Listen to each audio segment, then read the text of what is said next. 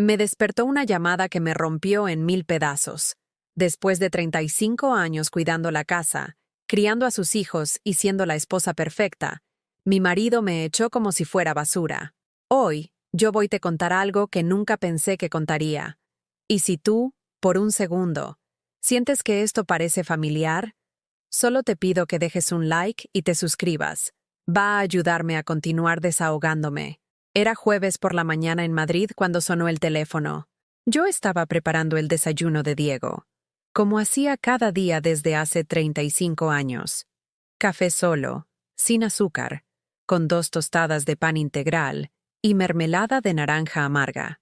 Siempre la misma rutina en nuestra cocina de azulejos blancos en el barrio de Chamberí, donde las mañanas entraban por la ventana que daba al patio interior, mezclando el aroma del café con el sonido lejano de los autobuses por la calle Bravo Murillo.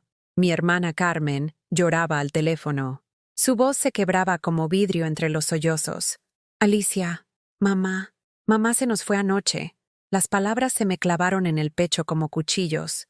Mamá había estado enferma. Sí, pero pensé que teníamos más tiempo. Siempre pensé que tendríamos más tiempo. El auricular se me resbaló de las manos temblorosas mientras Diego seguía leyendo El País en la mesa del comedor, ajeno a que mi mundo acababa de colapsar. Diego, mi madre murió, le dije con la voz rota. Él levantó los ojos del periódico por apenas un segundo, suspiró con esa expresión de fastidio que conocía tan bien y respondió: Bueno, Alicia, ya era hora. Estaba muy mayor.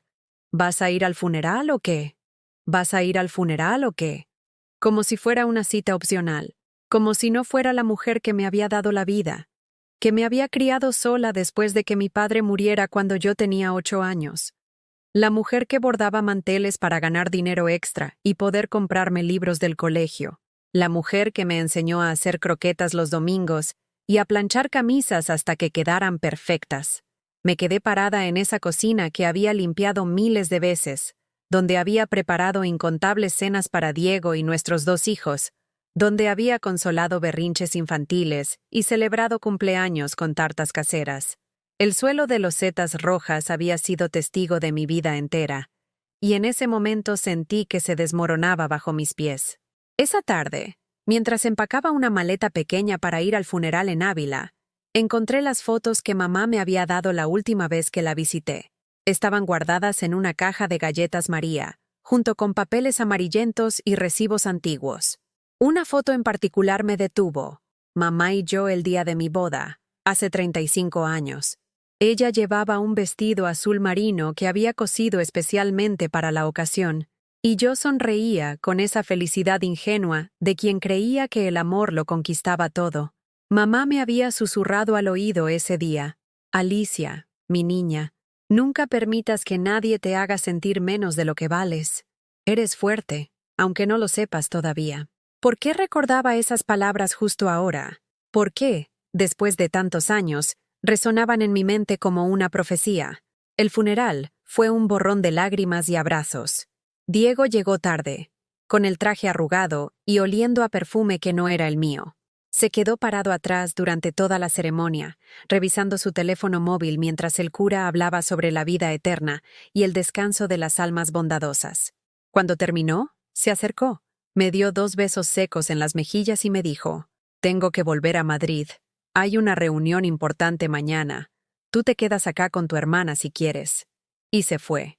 Me dejó sola para limpiar la casa de mamá, para decidir qué hacer con sus pertenencias, para llorar mi pérdida sin el más mínimo consuelo de quien se suponía que era mi compañero de vida.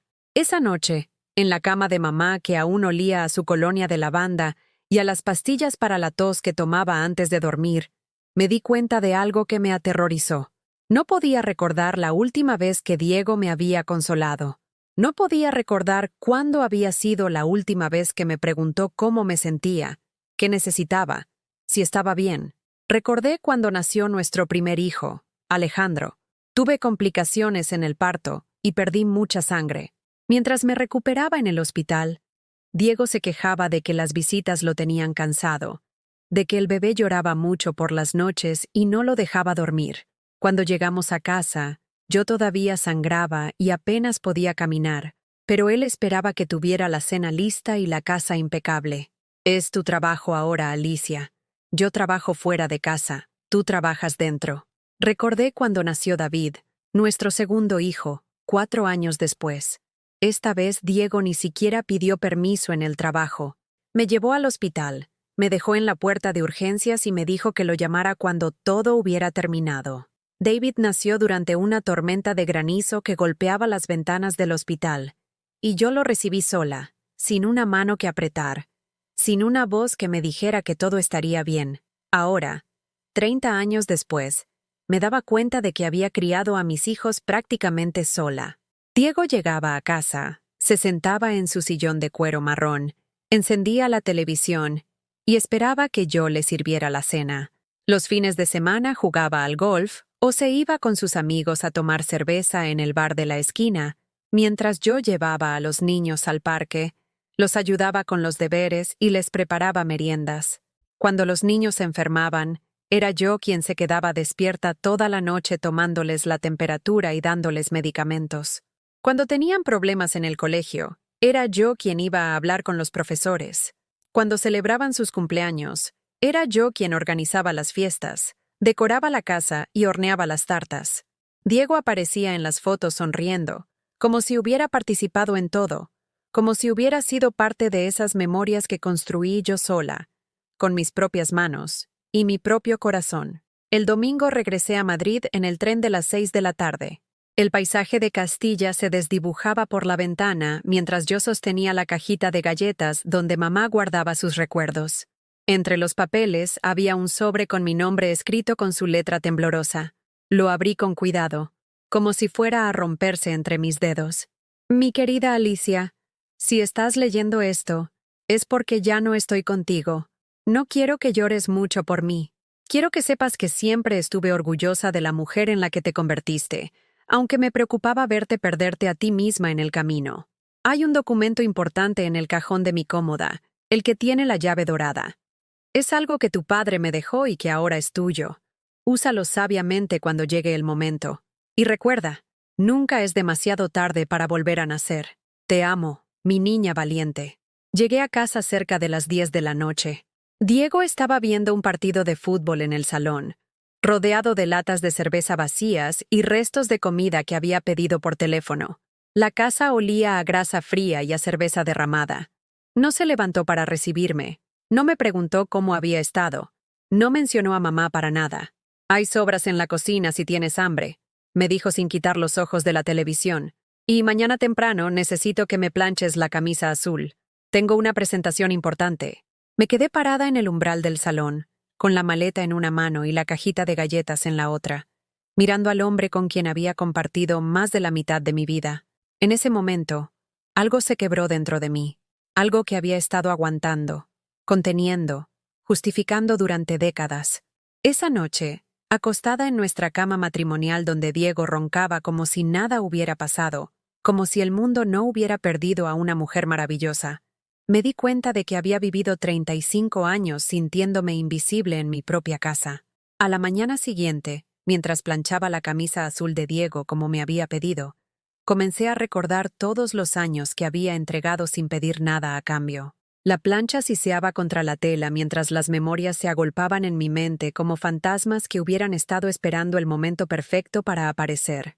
Recordé cuando empezó su empresa de construcción hace 20 años. Yo trabajaba entonces en una tienda de ropa en la Gran Vía, ganando mi propio dinero y sintiéndome útil. Pero Diego me convenció de que dejara el empleo. Alicia, ahora que la empresa está creciendo, necesito que te encargues de la casa completamente. Además, no queda bien que mi esposa trabaje en una tienda. ¿Qué van a pensar mis socios? Yo tenía 38 años y me encantaba mi trabajo. Ayudaba a las señoras a elegir vestidos para bodas y eventos. Conocía las tallas y los gustos de mis clientas habituales. La dueña, doña Mercedes, me había dicho que cuando se jubilara me dejaría a cargo del negocio. Tenía planes, sueños, una identidad propia más allá de ser la esposa de Diego. Pero lo dejé, porque creí que sacrificar mis sueños por los de mi marido era lo que hacían las buenas esposas, porque pensé que su éxito sería nuestro éxito. Qué equivocada estaba.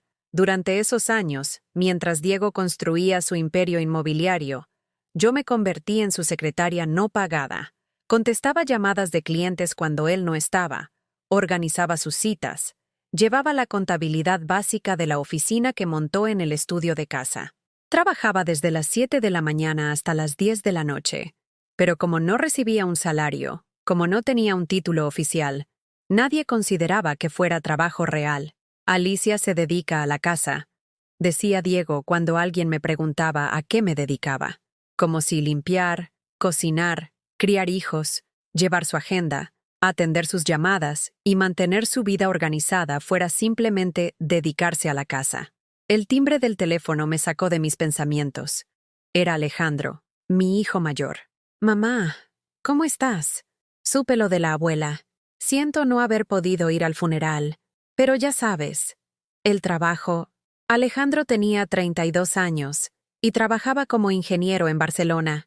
Se había casado hace 3 años con una chica muy dulce llamada Patricia, pero desde entonces casi no me llamaba. Cuando hablábamos, siempre tenía prisa. Siempre había algo más importante que hacer. Estoy bien, hijo. Fue difícil, pero ya pasó. Oye, mamá, aprovecho que te tengo al teléfono. Patricia y yo estamos pensando en cambiar de piso y necesitamos un poco de ayuda con la entrada. ¿Crees que papá podría prestarnos unos 20.000 euros? Te lo devolvemos en 2 años, te lo prometo. Siempre era lo mismo. Mis hijos me llamaban cuando necesitaban algo. Dinero, que intercediera con su padre, que les cuidara a los nietos cuando tenían planes, que les cocinara para alguna ocasión especial, pero nunca me llamaban simplemente para saber cómo estaba, qué planes tenía, si era feliz. Habla con tu padre directamente, Alejandro. Yo ya no me meto en esas cosas. Pero mamá, tú sabes cómo es papá. Si se lo pido yo directamente, se va a poner en plan sermón sobre la responsabilidad y el esfuerzo. Contigo es diferente. Tú tienes mano con él. ¿Mano con él? ¿De qué hablaba? Diego no me escuchaba ni cuando le preguntaba qué quería cenar, pero mis hijos habían aprendido a verme como un puente hacia su padre, nunca como una persona con opiniones y sentimientos propios. Esta vez no, hijo. Si quieres algo de tu padre, pídeselo tú. Hubo un silencio incómodo del otro lado de la línea. Mamá, ¿estás bien? Suenas rara. Acabo de enterrar a mi madre, Alejandro. Mi madre, que me crió sola después de que muriera tu abuelo. Mi madre, que trabajó cosiendo hasta que le dolían las manos para darme una vida mejor. Quizás sea normal que suene rara. Ya lo sé. Pero no te pongas así. Todos estamos tristes por la abuela, pero la vida sigue, ¿no? Colgué el teléfono sin despedirme. Era la primera vez en mi vida que colgaba a uno de mis hijos, y la culpa me apretó el estómago inmediatamente. Pero también sentí algo más. Una pequeña llama de rabia que empezaba a crecer en mi pecho. Esa tarde recibí una llamada de David, mi hijo menor. Tenía 28 años y seguía viviendo en casa, en su habitación de la infancia que yo seguía limpiando y ordenando como si fuera un niño de 10 años. Mamá, esta noche vienen unos amigos a casa a ver el partido. ¿Podrías hacer esas croquetas que tanto les gustan? Y también comprar unas cervezas y unas patatas fritas. David, acabo de llegar del funeral de tu abuela. Estoy cansada. Pero mamá, ya les dije que ibas a hacer croquetas. No me hagas quedar mal. No me hagas quedar mal. Como si mi agotamiento, mi dolor, mi necesidad de descanso fueran caprichos insignificantes comparados con su imagen social. Hazlas tú, David. Ya tienes edad para cocinar tus propias croquetas. ¿Yo? Mamá, tú sabes que no sé cocinar. Además, no me salen como a ti. Por supuesto que no sabía cocinar. A los 28 años seguía trayéndome la ropa sucia para que se la lavara. Esperaba que le sirviera el desayuno y le planchara las camisas. Nunca le había enseñado a ser independiente porque pensé que era mi deber cuidarlo hasta que encontrara una esposa que tomara mi lugar. Esa noche, mientras preparaba las dichosas croquetas para los amigos de David, recordé una conversación que había tenido con mamá hace 2 años. Habíamos estado tomando café en su pequeña cocina en Ávila, y ella me había mirado con esa expresión seria que ponía cuando quería decirme algo importante. Alicia, mi niña, me preocupas. ¿Por qué, mamá? Porque te veo apagada. Como si hubieras puesto tu vida en pausa para que otros vivan las suyas. No digas eso. Soy feliz cuidando a mi familia. ¿Cuándo fue la última vez que hiciste algo solo para ti? ¿Cuándo fue la última vez que alguien en tu casa te preguntó qué necesitas tú? Me había quedado callada porque no tenía respuesta. No podía recordar cuándo había sido la última vez que había hecho algo simplemente porque me apetecía, sin pensar en las necesidades de los demás primero. Alicia, yo crié a 4 hijos sola después de que murió tu padre. Sé lo que es sacrificarse por la familia, pero también sé que cuando das tanto de ti misma que te olvidas de quién eres, no estás ayudando a nadie. Estás enseñándoles a tus hijos y a tu marido que tu valor como persona depende de cuánto puedes hacer por ellos, no de quién eres realmente. En ese momento había pensado que mamá exageraba, pero ahora, mientras formaba las croquetas con las manos temblorosas de cansancio, sus palabras resonaban en mi mente con una claridad dolorosa. Diego llegó a casa a las 9, justo cuando estaba sirviendo la cena. Como siempre, se sentó en su lugar de la cabecera de la mesa y esperó a que le pusiera el plato delante. No me preguntó cómo había estado mi día, no me ayudó a traer la comida desde la cocina, no me agradeció por haber preparado todo. Durante la cena, habló de sus proyectos, de una urbanización nueva que estaba desarrollando en las afueras de Madrid, de lo difícil que era encontrar buenos trabajadores, de lo mucho que le molestaban las regulaciones municipales. Yo asentía cuando parecía esperar una respuesta, pero en realidad no estaba escuchando. Estaba pensando en mamá, en sus palabras sobre ponerme la vida en pausa. Después de la cena, mientras Diego se instalaba en el salón con una copa de brandy para ver las noticias, comencé a lavar los platos. Era la misma rutina de siempre. Él se relajaba mientras yo limpiaba. Nunca se le había ocurrido quedarse a ayudarme. Nunca había sugerido que nos turnáramos. Nunca había considerado que yo también pudiera estar cansada después de un día largo. Esa noche, acostada en la oscuridad mientras Diego roncaba a mi lado, hice una lista mental de todo lo que había hecho por mi familia a lo largo de los años. Cada sacrificio, cada sueño abandonado, cada vez que había puesto las necesidades de otros antes que las mías. Había renunciado a mi trabajo y a la posibilidad de ser independiente económicamente. Había gastado mis ahorros en la reforma de la casa que él quería. Había cuidado a su madre durante sus últimos 5 años de vida, bañándola, dándole las medicinas, llevándola al médico, mientras él se escudaba en el trabajo para evitar las responsabilidades desagradables. Había criado a mis hijos prácticamente sola, yendo a todas las reuniones del colegio, a todos los eventos deportivos, a todas las citas médicas. Había sido chofer, cocinera, enfermera, profesora particular, psicóloga y animadora. Todo al mismo tiempo. Y ahora que mis hijos eran adultos, seguían viniendo a mí cada vez que necesitaban algo, pero nunca se molestaban en preguntar qué necesitaba yo. En la mesilla de noche guardaba las llaves de la cómoda de mamá. Mañana iría a Ávila a buscar ese documento del que hablaba en la carta. Por primera vez en muchos años, sentía curiosidad por algo que no tenía que ver con las necesidades de mi familia. Por primera vez en muchos años, iba a hacer algo solo para mí. Al día siguiente tomé el primer tren a Ávila. Diego ni siquiera se despertó cuando me fui. Le había dejado una nota sobre la mesa de la cocina. He ido a terminar de arreglar las cosas de mamá. Volveré esta noche. No era mentira, pero tampoco era toda la verdad. Por primera vez en años, no le había pedido permiso para salir de casa. La casa de mamá olía a cerrado y a tristeza. Carmen había venido el día anterior a llevarse algunas cosas, pero la mayor parte de los muebles y pertenencias seguían ahí, esperando que alguien decidiera su destino. Me dirigí directamente al dormitorio, donde la cómoda de madera oscura había sido testigo silencioso de toda la vida de mamá. El cajón con la llave dorada se resistía un poco, como si hubiera permanecido cerrado durante años. Dentro encontré papeles amarillentos, algunas joyas que reconocí de mi infancia, y sobre todo, un sobre grueso con mi nombre escrito en la letra cuidadosa de mamá. Lo que encontré dentro cambió todo lo que creía saber sobre mi familia. Eran documentos de una propiedad en Marbella, un apartamento frente al mar que papá había comprado en secreto antes de morir, cuando yo tenía 8 años. Según los papeles, Mamá había estado pagando los gastos de mantenimiento durante todos estos años con el dinero que ganaba cosiendo, sin decirle nada a nadie. Y ahora, después de 45 años, ese apartamento valía una fortuna. Había una carta de papá dirigida a mí, escrita con la letra temblorosa de alguien que sabía que se estaba muriendo. Para mi pequeña Alicia, si estás leyendo esto, es porque ya soy solo un recuerdo. Este apartamento es para ti.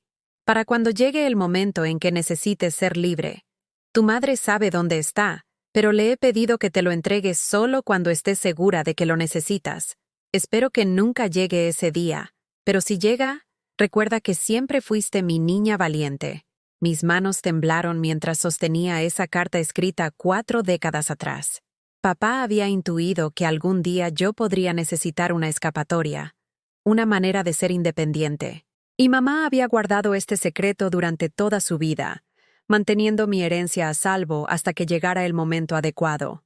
Volví a Madrid esa noche con los documentos escondidos en el fondo de mi bolso, sintiendo que llevaba un tesoro que nadie podía imaginar.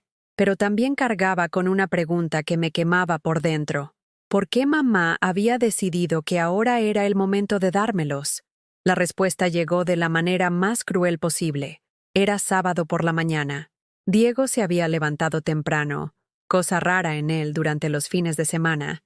Estaba vistiéndose con más cuidado del habitual, con esa camisa que solo usaba para ocasiones especiales, y el perfume caro que le había regalado por nuestro último aniversario. ¿Vas a algún sitio?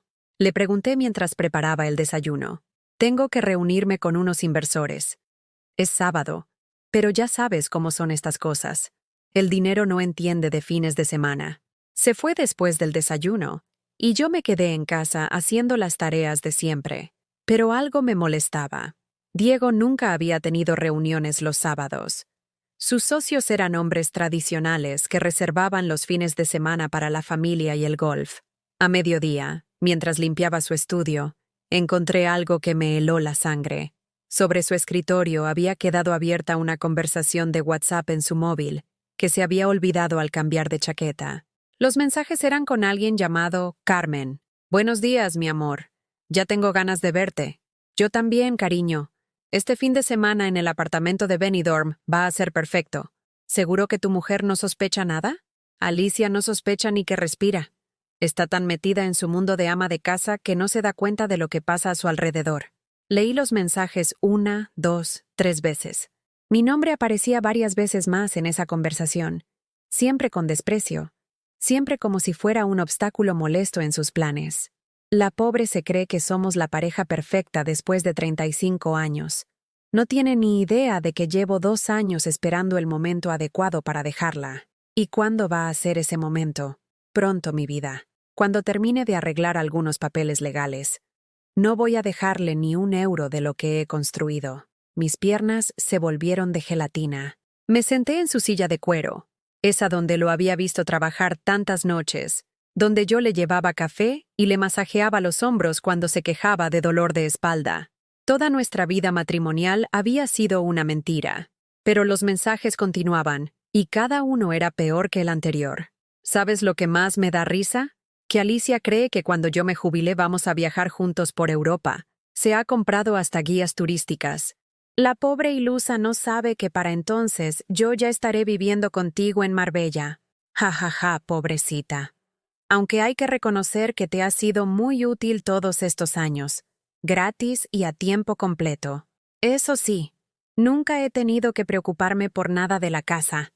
Cocina, limpia, se ocupa de todo. Ha sido como tener una empleada doméstica, pero sin pagarle sueldo. Y lo mejor es que ella cree que es amor. Se me cayó el móvil de las manos. El ruido del golpe contra el suelo me sonó como el eco de mi corazón rompiéndose en 1000 pedazos. 35 años. 35 años cuidando a un hombre que me veía como su empleada doméstica gratuita. 35 años creyendo que construíamos algo juntos, mientras él planeaba en secreto cómo deshacerse de mí. Corrí al baño y vomité hasta que no quedó nada en mi estómago. Mi reflejo en el espejo me mostraba a una mujer de 58 años, con arrugas alrededor de los ojos y canas que había empezado a teñir para mantenerme presentable, según Diego. Una mujer que había envejecido cuidando a un hombre que se burlaba de ella a sus espaldas. Volví al estudio y seguí leyendo. Había mensajes de semanas atrás, de meses atrás. La aventura llevaba más de 2 años. 2 años en los que yo había seguido preparándole la cena todas las noches, lavándole la ropa, organizando su vida, mientras él se acostaba con otra mujer y se reía de mi ingenuidad. Carmen era Carmen Ruiz, la arquitecta que trabajaba en varios de sus proyectos. La había conocido en algunas cenas de empresa. Una mujer de 40 años, soltera, ambiciosa. Siempre había sido muy amable conmigo, preguntándome por mis hijos, elogiando mis vestidos, todo mientras se acostaba con mi marido. El mensaje más reciente era de esa misma mañana. Amor, ya estoy en camino. He inventado una excusa sobre una emergencia familiar para el lunes. Podemos quedarnos hasta el martes si quieres. Diego no estaba en una reunión de negocios. Estaba con su amante, en un apartamento que probablemente había pagado con el dinero que habíamos ganado juntos, riéndose de lo estúpida que era su esposa. Me quedé sentada en ese estudio durante horas, leyendo una y otra vez esos mensajes, como si al repetir la lectura las palabras fueran a cambiar, como si fuera una pesadilla de la que pudiera despertar. Cuando Diego llegó el domingo por la noche, yo estaba en la cocina preparando la cena como siempre. Me saludó con un beso en la mejilla. Me preguntó qué había de cenar. Se sentó en su sitio de siempre. ¿Qué tal la reunión? Le pregunté con voz normal, sorprendida de lo tranquila que sonaba. Muy productiva. Aunque ha sido agotador, ya sabes cómo son estos temas de inversión. Muy complicados. Mentía con la misma naturalidad con que respiraba. Mientras yo le servía el plato, él me contaba detalles inventados de su falsa reunión, elaborando una historia completa sobre inversores japoneses y proyectos inmobiliarios.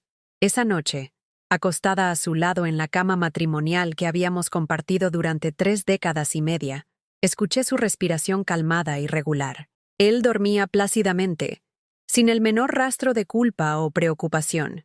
Yo no pude cerrar los ojos.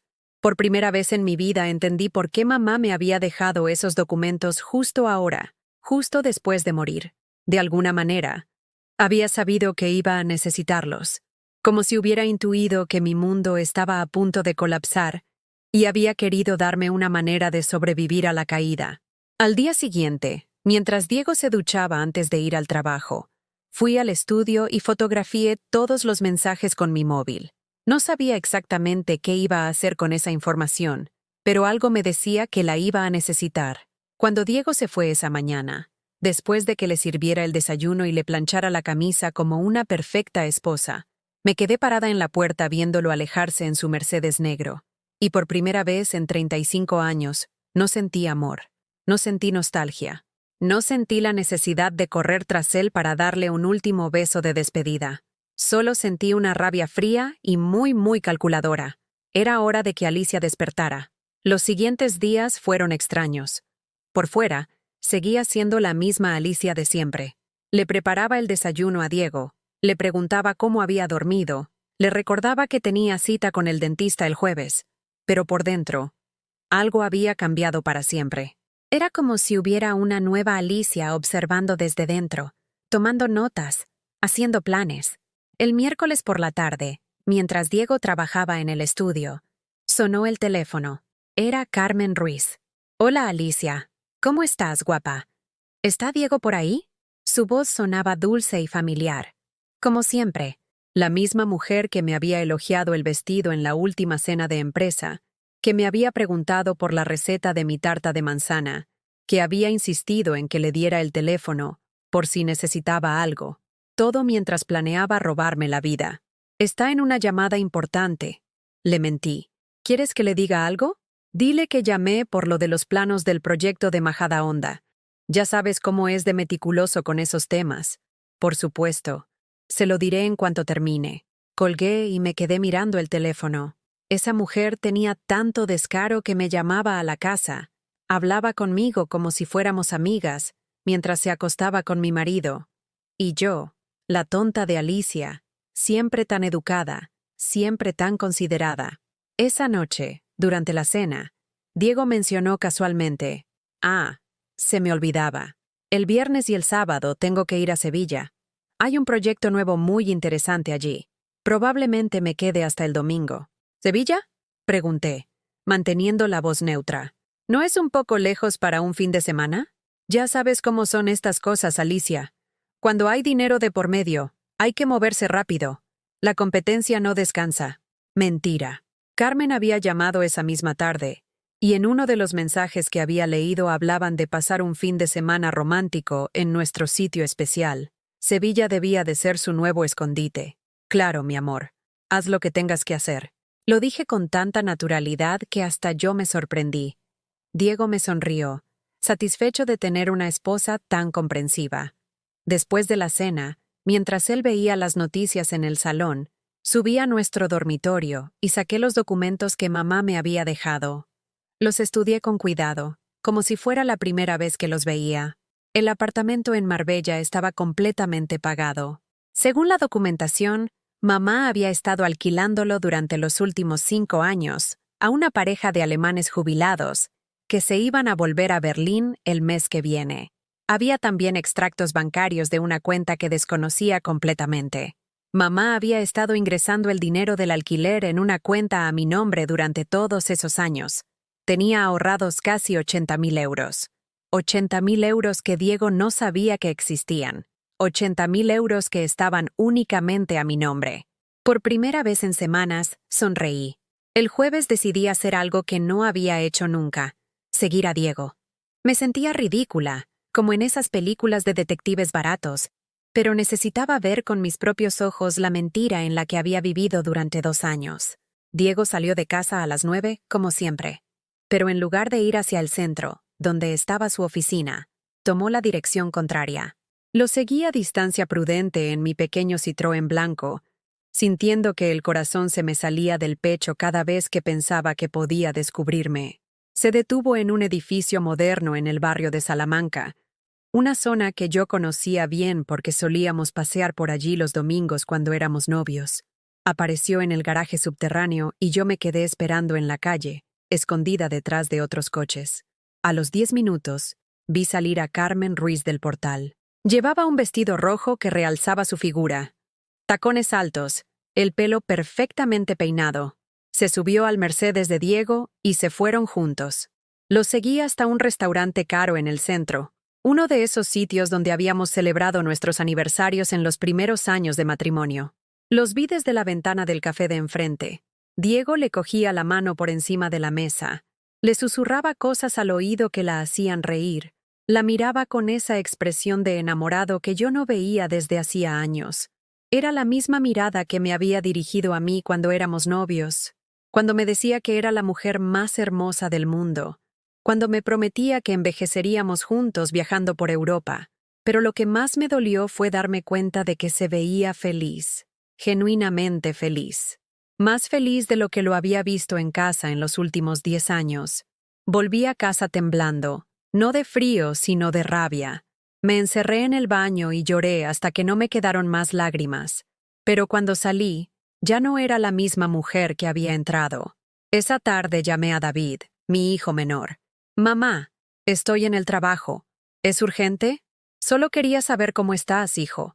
Hace días que no hablamos». «Ah, bueno, estoy bien». «Oye, ¿papá está por ahí? Necesito pedirle dinero para cambiar las llantas del coche. Siempre lo mismo». Ni siquiera se había molestado en preguntarme cómo estaba yo. «Tu padre no está. Y David, creo que ya es hora de que aprendas a resolver tus problemas económicos solo». «¿Qué? Mamá, ¿qué te pasa?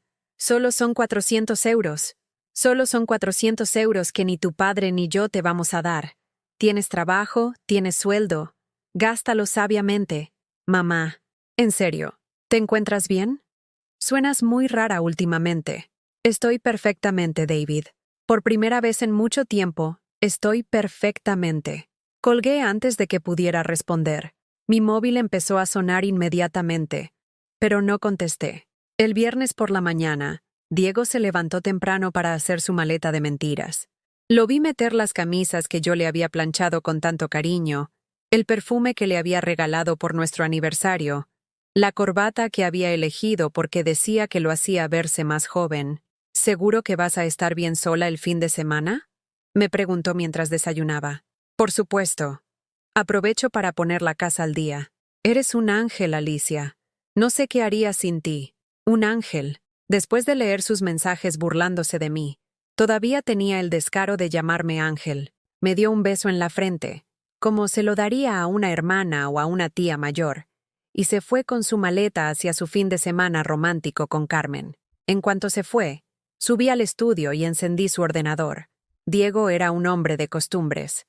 Su contraseña seguía siendo la misma de siempre, nuestra fecha de boda. La ironía me dio ganas de reír y de llorar al mismo tiempo. Revisé todos sus archivos. Encontré carpetas llenas de fotos de Carmen, correos electrónicos íntimos, incluso reservas de hoteles para escapadas románticas que habían durado meses. Había un archivo llamado Divorcio, con documentos legales, cálculos de patrimonio, estrategias para quedarse con todo. Había estado planeando esto durante más de un año. Cada detalle, cada movimiento. Había consultado abogados, había movido dinero a cuentas que yo no conocía, había preparado todo para dejarme sin nada, pero había cometido un error muy grande. No sabía nada del apartamento de Marbella, no sabía nada de la cuenta bancaria que mamá había abierto a mi nombre. No sabía que yo ya no era la Alicia ingenua y confiada que había sido hasta hace una semana. Esa tarde hice algo que nunca había hecho en 35 años de matrimonio. Registré toda la casa buscando cosas que no sabía que existían. En el altillo encontré cajas llenas de documentos que Diego guardaba en secreto. Facturas de un apartamento en Benidorm que no conocía. Recibos de cenas románticas. Incluso joyas que evidentemente no eran para mí. Una vida paralela completa que había financiado con nuestro dinero común mientras yo ahorraba cada céntimo para nuestro futuro juntos. En su ropa encontré recibos de hoteles, tickets de restaurantes, incluso preservativos. En nuestro dormitorio, donde yo había dormido sola tantas noches, pensando que trabajaba hasta tarde. Cada descubrimiento era una puñalada, pero también una pieza más del rompecabezas que me ayudaría a destruirlo cuando llegara el momento. El domingo por la noche, Diego llegó a casa relajado y sonriente. ¿Qué tal Sevilla?, le pregunté mientras le servía la cena. Muy productivo. Creo que vamos a conseguir ese proyecto. Sería muy bueno para la empresa. Me alegro mucho, mi amor. Lo dije mirándolo directamente a los ojos. Él me sonrió, convencido de que seguía siendo el maestro de los engaños. No tenía idea de que la cacería había comenzado, y esta vez yo era la cazadora. El lunes por la mañana esperé a que Diego se fuera al trabajo, y entonces hice algo que no había hecho en décadas. Me arreglé para mí misma. Me duché con calma, me maquillé con cuidado. Me puse el vestido azul que había comprado hace meses, pero que nunca me había atrevido a usar porque Diego decía que me hacía parecer más joven de lo apropiado para mi edad. Me miré en el espejo del dormitorio y por primera vez en años me gustó lo que vi. No era una mujer vieja y desechable como me había hecho creer Diego. Era una mujer de 58 años que había vivido, que tenía experiencia, que tenía historias que contar. Mi primera parada fue el banco. Necesitaba confirmar todo lo relacionado con la herencia de mamá. La directora de la oficina, una mujer joven y profesional llamada Beatriz, me recibió con una sonrisa. Señora García, me alegro mucho de verla. Lamento mucho la pérdida de su madre. Era una cliente muy especial para nosotros. Gracias, Beatriz. Vengo porque necesito información sobre una cuenta que aparentemente mi madre abrió a mi nombre. Le mostré los documentos que mamá me había dejado. Beatriz revisó todo con cuidado y después me miró con expresión sorprendida.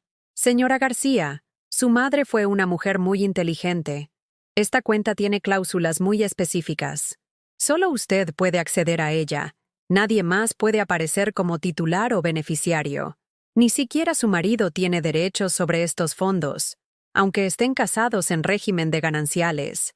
¿Cómo sabía mamá? Su madre me contó que quería asegurarle un futuro independiente.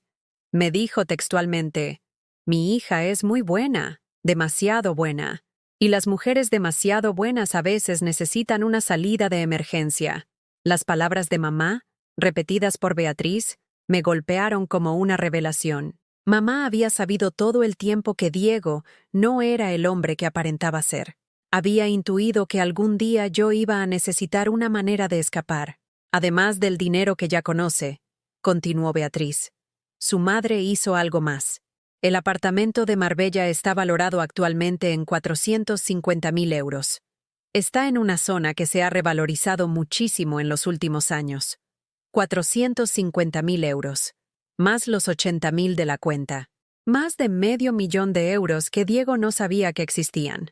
¿Puedo vender el apartamento si quiero? Por supuesto. Es completamente suyo. ¿Está pensando en venderlo? Estoy pensando en muchas cosas, Beatriz. Muchas cosas.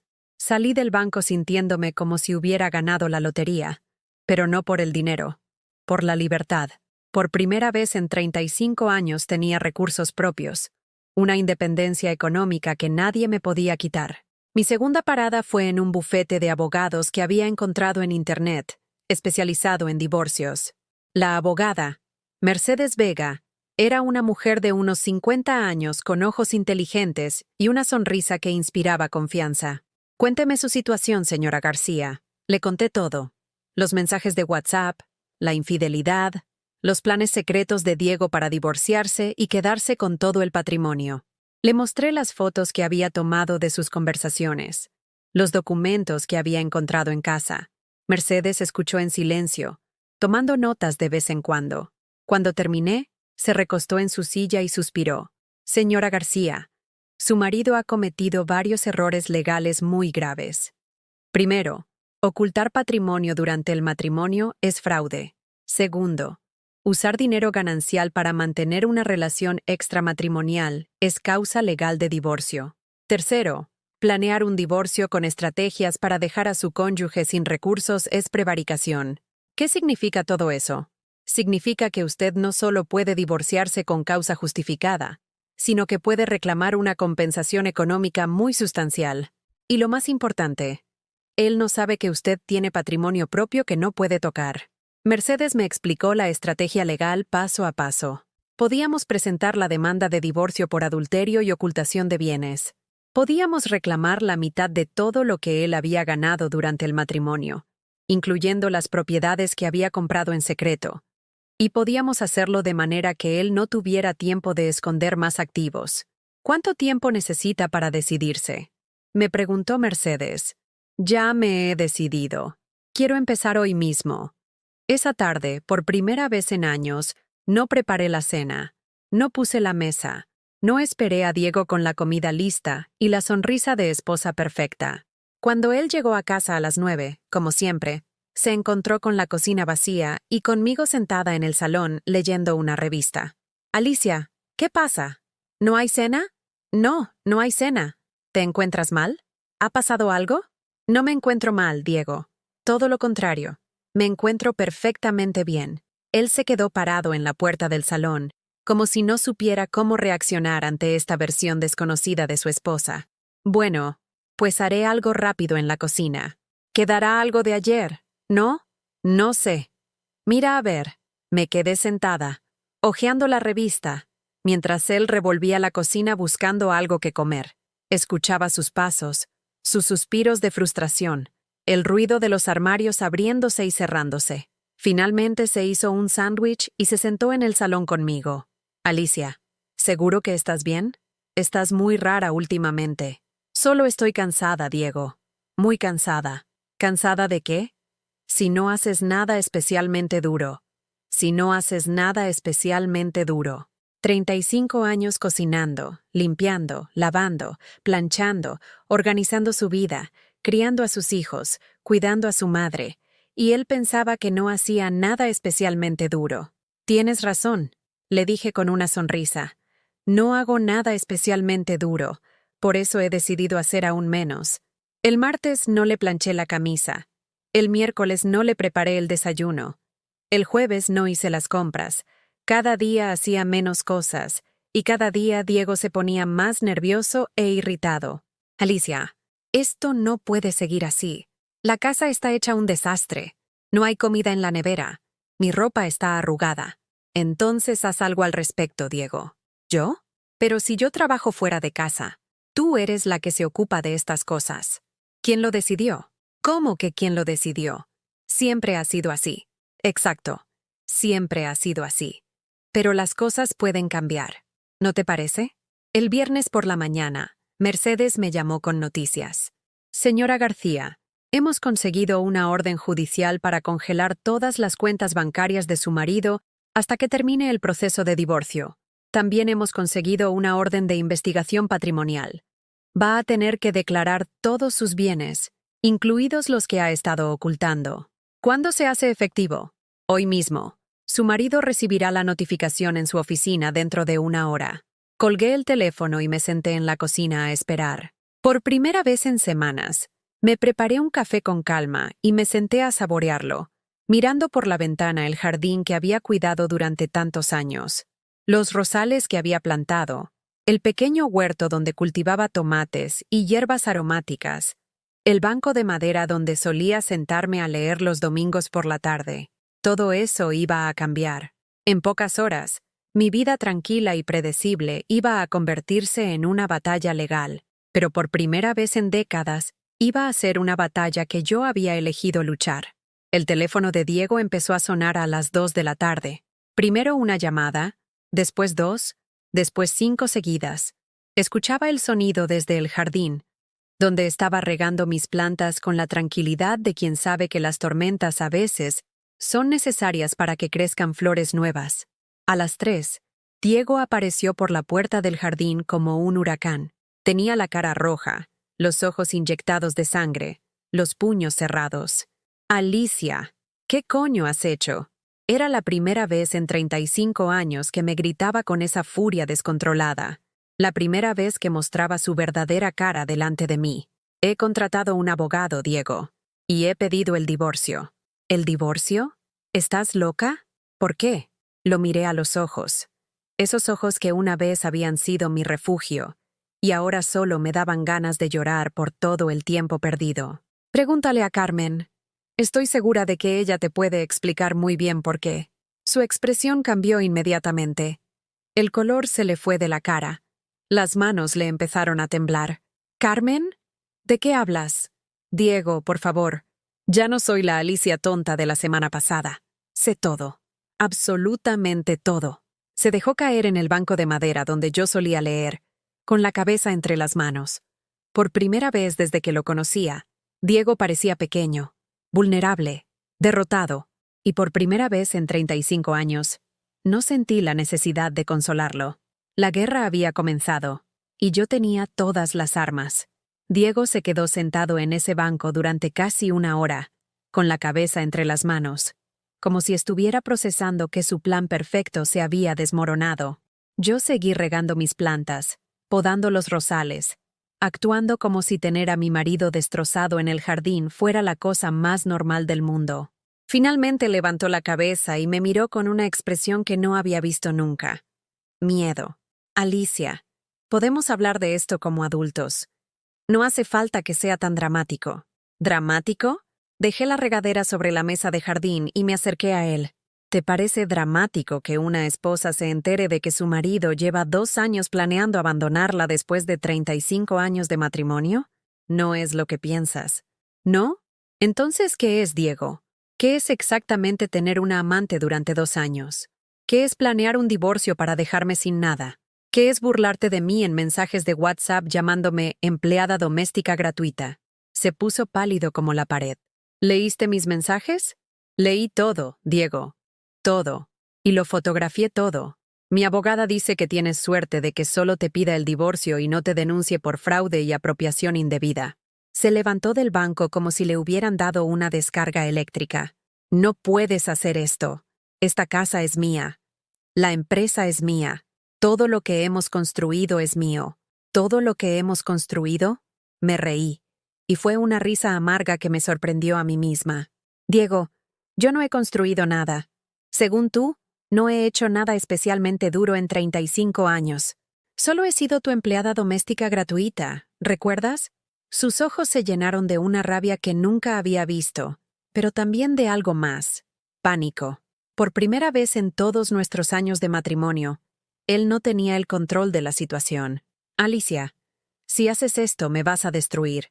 La empresa, la casa, todo está a mi nombre, pero hay préstamos, hipotecas, compromisos. Si me quitas la mitad, me dejas en la ruina. Qué curioso, le dije, mirándolo directamente a los ojos. Exactamente eso era lo que tú me ibas a hacer a mí. Esa noche Diego no volvió a casa. No sé si se fue con Carmen o se quedó en un hotel, y por primera vez en décadas no me importó. Cené sola, viendo una película que había querido ver desde hacía meses, pero nunca había podido porque a Diego no le gustaban las comedias románticas. Dormí sola en nuestra cama matrimonial, y fue la mejor noche de sueño que había tenido en años. El sábado por la mañana sonó el teléfono. Era Alejandro. Mamá, ¿qué coño está pasando? Papá me ha llamado llorando, diciendo que le has puesto una demanda de divorcio. ¿Te has vuelto loca? Llorando. Diego había llamado a nuestro hijo llorando. El mismo hombre que no había derramado una lágrima cuando murió mi madre. Buenos días, Alejandro. ¿Cómo estás? ¿Cómo voy a estar? Mi padre está destrozado y mi madre se ha vuelto loca de la noche a la mañana. ¿Puedes explicarme qué está pasando? Tu padre tiene una amante desde hace 2 años. Ha estado planeando divorciarse de mí para quedarse con todo el dinero. Me ha mentido, me ha engañado y se ha burlado de mí a mis espaldas. ¿Te parece suficiente explicación? Hubo un silencio largo al otro lado de la línea. Mamá, tiene que haber algún malentendido. Papá no sería capaz de... ¿De qué no sería capaz tu padre, Alejandro? ¿De engañar? ¿De mentir?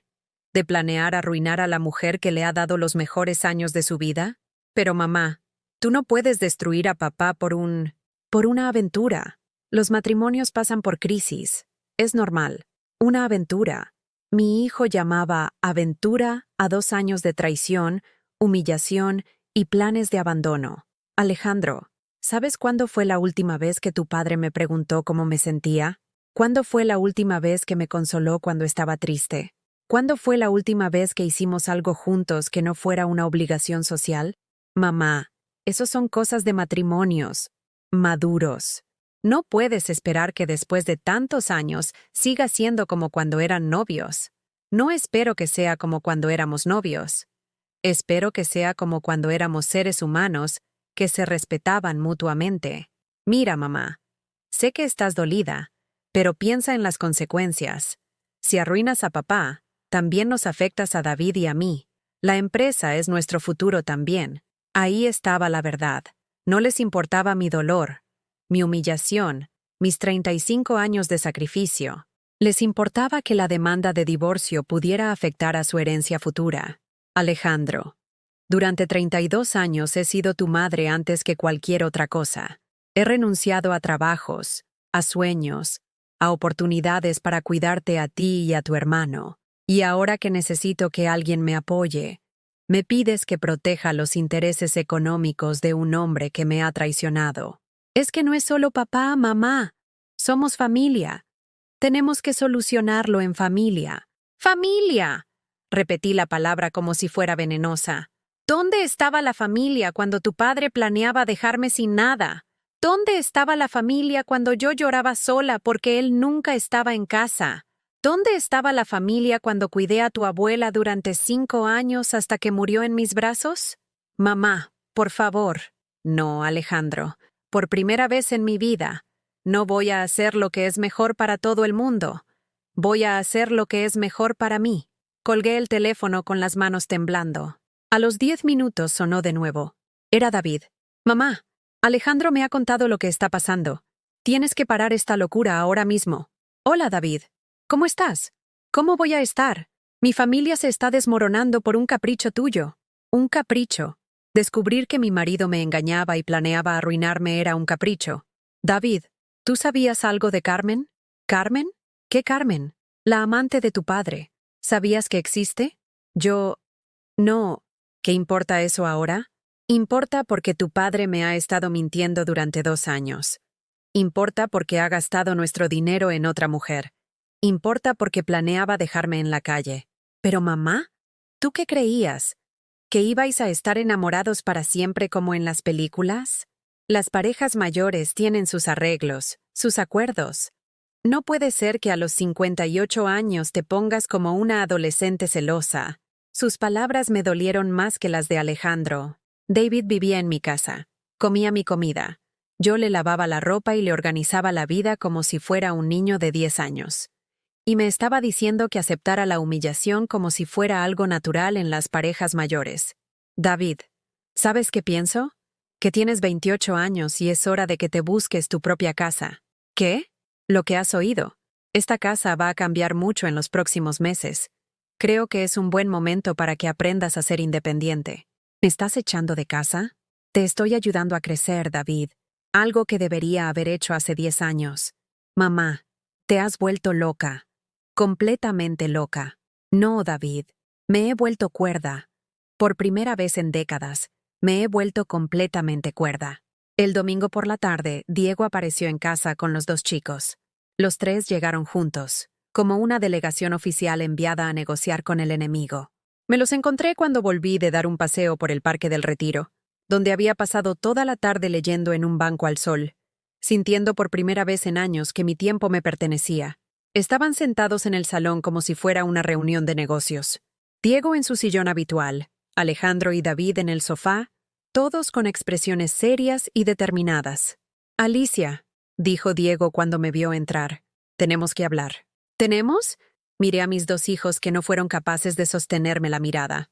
Vaya, qué interesante. La familia al completo reunida para hablar conmigo.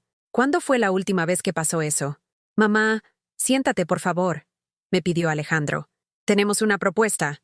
¿Una propuesta? ¿Para qué? Para solucionarlo todo, intervino David. Para que no tengamos que llegar a los tribunales. Me senté en el sillón de enfrente, crucé las piernas y los miré como si fueran 3 desconocidos que hubieran venido a venderme algo. Os escucho. Diego se aclaró la garganta. Alicia, sé que he cometido errores. Sé que te he hecho daño, pero podemos solucionarlo. Carmen, eso ya se acabó. He terminado con ella esta mañana. ¿En serio? ¿Y yo debería creerte? Es verdad, mamá, intervino Alejandro. Papá está dispuesto a cambiar. Está dispuesto a ir a terapia de pareja, a empezar de nuevo. ¿Terapia de pareja? Me reí, y esta vez no fue una risa amarga. Fue una risa genuina, liberadora. Después de 35 años de matrimonio y 2 años de infidelidad, ¿ahora quieres ir a terapia de pareja? Alicia, por favor. Diego se acercó a mi sillón y se arrodilló delante de mí. Perdóname. He sido un idiota. Pero no destruyas todo lo que hemos construido por un error. Un error. 2 años de traición, humillación y planes de abandono eran un error. Lo miré arrodillado delante de mí, a ese hombre que había sido mi mundo durante más de la mitad de mi vida, y sentí nada. No amor, no odio, no nostalgia, no pena, solo vacío. Diego, levántate. No te pega nada estar arrodillado. Se levantó lentamente, con la esperanza brillando en sus ojos. Entonces nada. El divorcio sigue adelante. Y David, tienes hasta final de mes para encontrarte un sitio donde vivir. Los 3 se me quedaron mirando como si hubiera hablado en un idioma que no entendían. Mamá, susurró David, somos tu familia. No, le respondí con una calma que me sorprendió. Vosotros sois mi pasado. Ahora quiero construir mi futuro. Y por primera vez en 35 años, ese futuro me pertenecía solo a mí. Los días siguientes fueron extraños y maravillosos a la vez. Diego se había ido a vivir con Carmen, según me enteré por una vecina que los vio cargando maletas en su Mercedes. David encontró un piso compartido cerca de su trabajo y se fue sin despedirse, llevándose su ropa y su resentimiento a partes iguales. Por primera vez desde que me casé, la casa era completamente mía. La primera mañana que me desperté sola, sin tener que preparar desayuno para nadie, sin tener que planchar camisas ni organizar la agenda de otra persona, me quedé en la cama hasta las 10 de la mañana. No recordaba la última vez que había hecho algo tan simple y tan revolucionario como quedarme en la cama porque me apetecía. Esa tarde llamé a mi hermana Carmen. Alicia, ¿cómo estás, hermana? Me he enterado de lo del divorcio. No sabía si llamarte o no. Estoy bien, Carmen. Mejor de lo que he estado en años. ¿En serio? porque divorciarse a los 58 años es muy duro, ¿no? ¿Sabes qué es duro, Carmen? Vivir 35 años con alguien que te ve como su empleada doméstica. Criar hijos que solo te llaman cuando necesitan algo. Renunciar a todos tus sueños para que otros vivan los suyos. Hubo un silencio incómodo al otro lado de la línea. Alicia, ¿estás segura de lo que estás haciendo? Carmen, ¿te acuerdas de cuando éramos pequeñas y mamá nos llevaba a aquel mercado de los domingos en Ávila? Claro. ¿Por qué? ¿Te acuerdas de que había una señora muy mayor que vendía flores y que siempre decía, «Niñas, recordad que nunca es demasiado tarde para plantar un jardín nuevo»? Sí, me acuerdo. Pues eso es lo que estoy haciendo, Carmen. Plantando un jardín nuevo. Una semana después, Mercedes me llamó con noticias del juicio. Alicia, tengo buenas noticias. Diego ha aceptado todas nuestras condiciones. Va a quedarse con el 40% del patrimonio matrimonial. Tú te quedas con el 60% como compensación por los años de dedicación exclusiva y la infidelidad probada. ¿Y la casa? La casa es tuya. Él se queda con la oficina y parte de los equipos.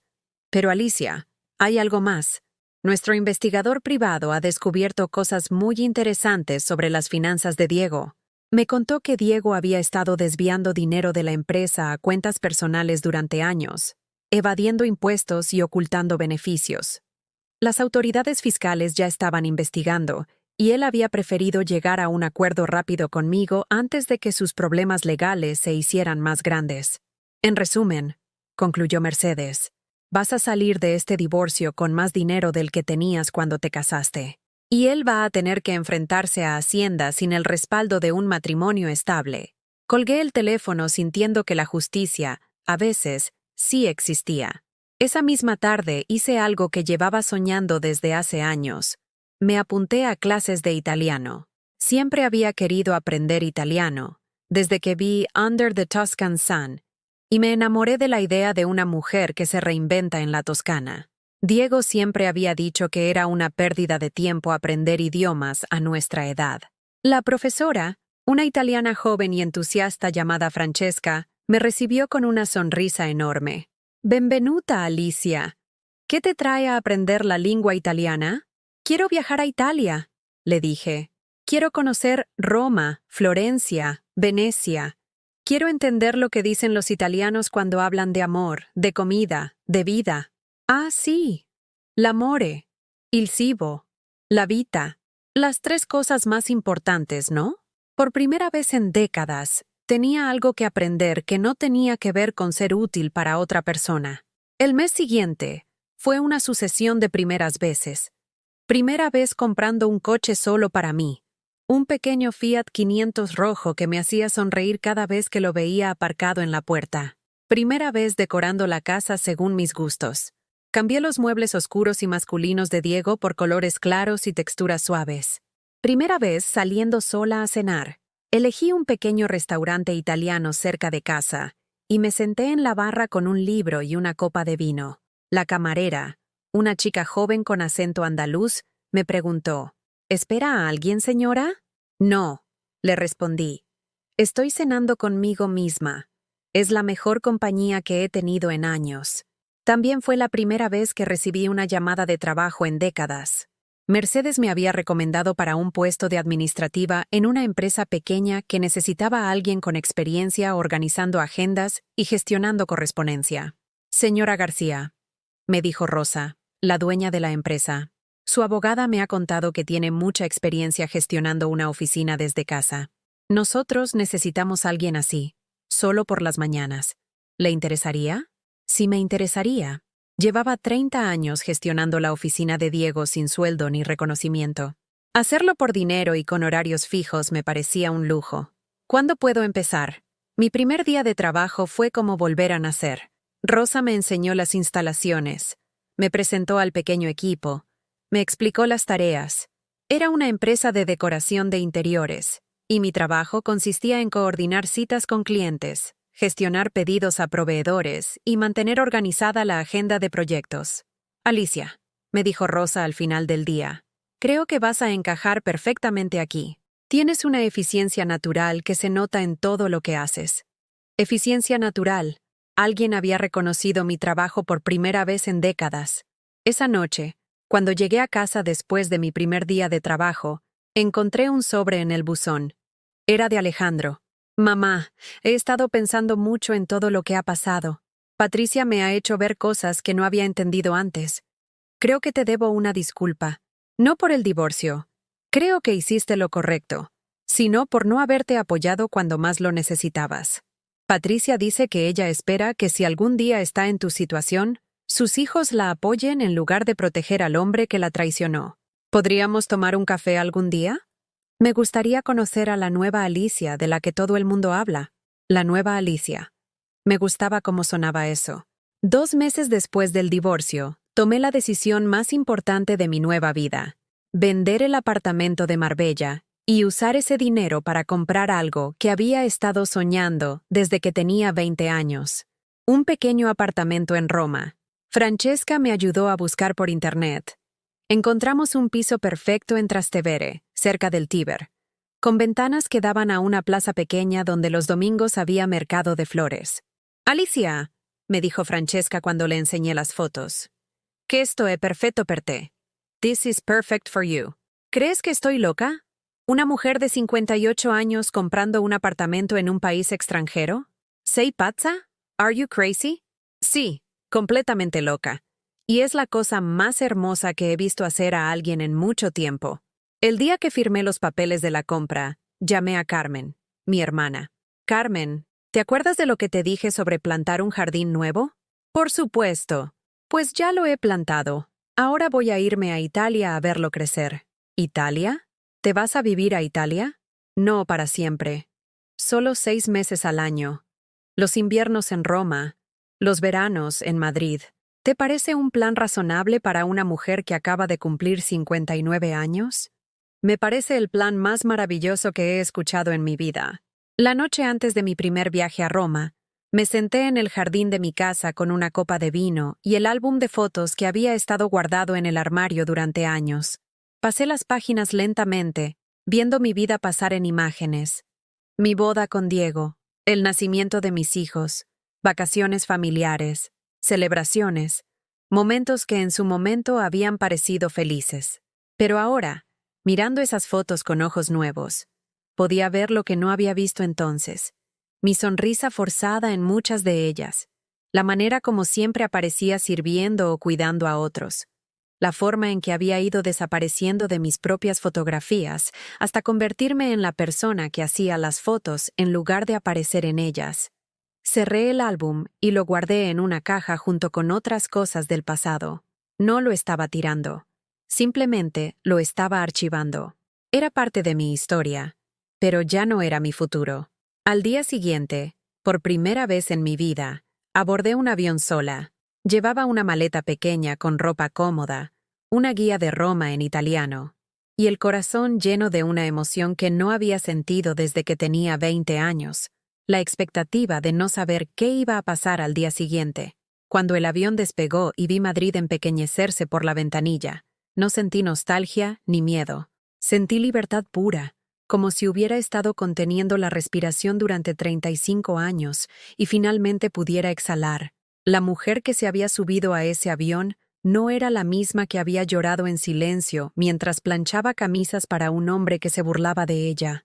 No era la misma que había renunciado a sus sueños para criar hijos que la llamaban solo cuando necesitaban algo. No era la misma que había vivido como una sombra en su propia vida. Era Alicia García de nuevo. No la esposa de Diego. No la madre de Alejandro y David. Solo Alicia. Y por primera vez en décadas, eso era más que suficiente. Han pasado 8 meses desde aquel día en que leí los mensajes de Diego, y mi mundo cambió para siempre. Estoy escribiendo esto desde la terraza de mi pequeño apartamento en Trastevere, con una taza de espresso y el sonido de la vida romana despertando en la plaza de abajo. Es domingo por la mañana, y el mercado de flores acaba de abrir. Desde aquí, puedo ver a una señora mayor que vende rosas rojas, y que me recuerda a aquella mujer de Ávila que le decía a mamá que nunca es demasiado tarde para plantar un jardín nuevo. Ahora entiendo lo que quería decir. Mi italiano ha mejorado mucho. Anteayer tuve mi primera conversación completa en italiano con Giulia, mi vecina de al lado. Me contó que está divorciada desde hace 5 años y que al principio pensó que su vida había terminado. Ma poi ho capito, cara Alicia, me dijo mientras tomábamos un spritz en el café de la esquina, che non era la fine della mia vita. Era l'inizio della vita che avrei sempre dovuto vivere. No era el final de mi vida, era el inicio de la vida que siempre debería haber vivido. Exactamente eso. Esta mañana he recibido un mensaje de WhatsApp de Alejandro. Me ha mandado una foto de Patricia embarazada, con una sonrisa enorme. Mamá, vamos a ser padres. Y Patricia dice que espera que cuando nazca la niña, su abuela viva la vida que se merece, para enseñarle que las mujeres también pueden ser felices por sí mismas. Una nieta. Mi primera nieta. Y Patricia quiere que sea una abuela que vive la vida que se merece. No una que se sacrifica en silencio, sino una que muestra con el ejemplo que la felicidad es posible a cualquier edad. He marcado su número y lo he llamado inmediatamente. Alejandro, acabo de ver la foto. Enhorabuena. Gracias, mamá. Queríamos contártelo personalmente. ¿Cuándo vuelves a Madrid? El mes que viene. Pero Alejandro, ¿sí? Quiero pedirte perdón. ¿Perdón? ¿Por qué, mamá? Por no haberte enseñado lo que es una mujer feliz. Por haber normalizado el sacrificio constante, por haber hecho que creyeras que era normal que una esposa aceptara cualquier cosa con tal de mantener la familia unida. Hubo un silencio largo al otro lado de la línea. Mamá, yo también te debo una disculpa. Patricia me ha hecho entender muchas cosas sobre lo que viviste, sobre lo que aguantaste. No me di cuenta de que papá te trataba como si no fueras una persona completa. No pasa nada, hijo. Yo tampoco me había dado cuenta hasta que fue demasiado tarde. ¿Demasiado tarde? Pero mamá, mirarte ahora. Patricia dice que cuando la conoció hace 3 años, hablas de ti de manera completamente diferente. Dice que ahora hablas como alguien que existe de verdad, no como alguien que solo existe en función de otros. Existir de verdad. Qué frase más hermosa. Alejandro, quiero que mi nieta crezca sabiendo que puede ser lo que quiera ser. Que no tiene que renunciar a sus sueños por hacer feliz a nadie, que el amor verdadero no pide que te anules, sino que te potencia. Se lo enseñaremos, mamá, juntos. Después de colgar, me he quedado pensando en todo el camino recorrido. Hace 8 meses, cuando encontré esos mensajes, pensé que mi vida se había acabado. Creí que a los 58 años era demasiado tarde para empezar de nuevo, demasiado tarde para ser independiente. Demasiado tarde para ser feliz. Qué equivocada estaba. La semana pasada recibí una carta de David, una carta de papel, escrita a mano, que llegó a mi buzón de Roma como los correos de antes. Mamá, sé que no he sido el mejor hijo del mundo. Cuando me echaste de casa pensé que habías perdido la cabeza, pero ahora que vivo solo me doy cuenta de todo lo que hacías por mí, sin que yo ni siquiera lo valorara. He aprendido a cocinar, a lavar mi ropa, a ser responsable de mis propias decisiones. Y por primera vez en mi vida me siento como un adulto de verdad.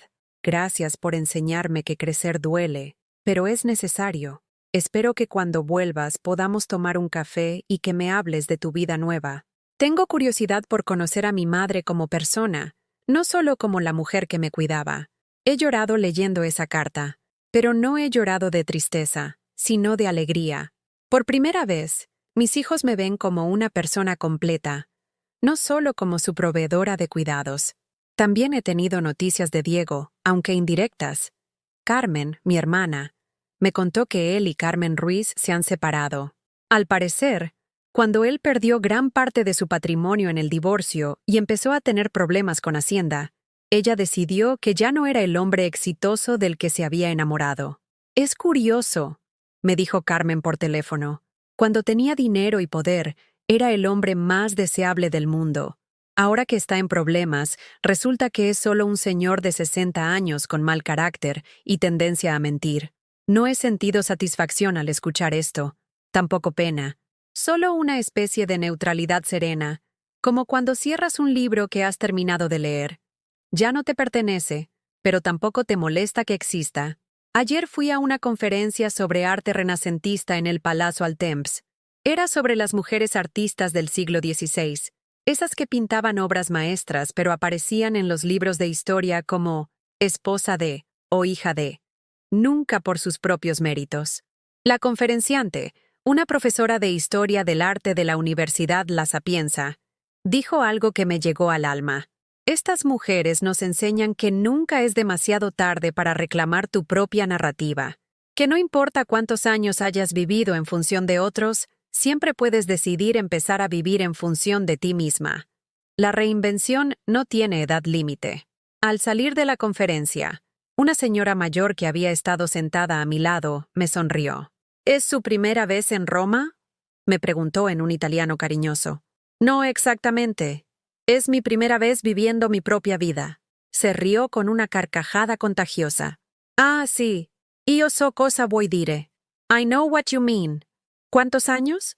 59. Perfecta edad para empezar. Io ho iniziato a 60. I started at 60. Mi marito morì. E dopo il lutto mi sono resa conto che non sapevo chi ero senza di lui. My husband died. And after the grief, I realized I didn't know who I was without him. E che hizo? Tutto quello che lui non mi permetteva di fare. Everything he never let me do. Imparai a guidare. Viaggiai da sola. Mi iscrissi all'università. I learned to drive. Traveled alone. Enrolled in university. A 70 anni mi sono laureata in letteratura. At 70 I graduated with a degree in literature. Me quedé mirándola.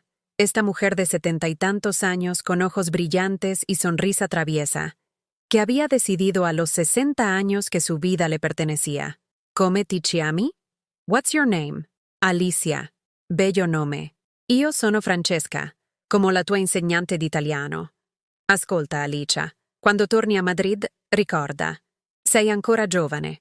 Hai almeno 20 anni davanti a te per essere felice. Non sprecarli. When you go back to Madrid, remember, you're still young. You have at least 20 years ahead to be happy. Don't waste them. Esta noche, mi última noche en Roma antes de volver a Madrid por unas semanas, he estado repasando todo lo que he aprendido en estos meses. No solo italiano, sino sobre mí misma. He aprendido que la culpa no es mía por haber sido invisible durante tantos años. Pero la responsabilidad de ser visible a partir de ahora sí es mía. He aprendido que el amor que te pide que renuncies a quien eres no es amor, es posesión. He aprendido que nunca es demasiado tarde para decidir quién quieres ser. He aprendido que la soledad elegida es libertad y la compañía forzada es prisión. He aprendido que mis hijos me respetan más ahora que soy una persona completa que cuando era solo su madre perfecta. He aprendido que tener dinero propio no es vanidad, es dignidad. Y sobre todo, he aprendido que la mujer que pensé que era durante 35 años no era yo. Era un papel que representé tan bien que me convencí de que era mi identidad real. Mañana vuelvo a Madrid. Voy a ver a mis hijos, a conocer a Patricia embarazada, a visitar la tumba de mamá para contarle cómo resultó todo. Voy a trabajar en mi pequeña empresa de decoración, voy a cuidar mi jardín, voy a seguir aprendiendo italiano. Y en diciembre volveré a Roma, porque esta ciudad me ha enseñado que es posible reinventarse a cualquier edad. Antes de irme a la cama, quiero escribir algo para ti, que me estás escuchando en este momento, porque sé que quizás hay algo en mi historia que te resulta familiar. Quizás tú también has vivido años sintiéndote invisible, sacrificándote en silencio, creyendo que era tu deber renunciar a tus sueños para hacer felices a otros. Quiero que sepas que no es demasiado tarde. Nunca es demasiado tarde. No importa cuántos años tengas, no importa cuánto tiempo hayas vivido para otros, no importa cuántas veces te hayan dicho que ya es tarde para cambiar. La vida que te mereces te está esperando. Solo tienes que decidir que eres lo suficientemente valiosa para vivirla. ¿Y tú, que me has escuchado hasta aquí? ¿Has vivido alguna vez algo parecido a lo que yo viví? ¿O conoces a alguien que haya pasado por esta situación? Cuéntamelo en los comentarios. Y si esta historia te ha llegado al corazón, deja tu like y suscríbete al canal. Porque quizás esta mensaje llegue a alguien que necesita escuchar que su vida también puede cambiar, que también merece ser feliz, que también puede volver a nacer cuando decida que ya es suficiente. Nunca olvides, tú también mereces vivir tu propia vida.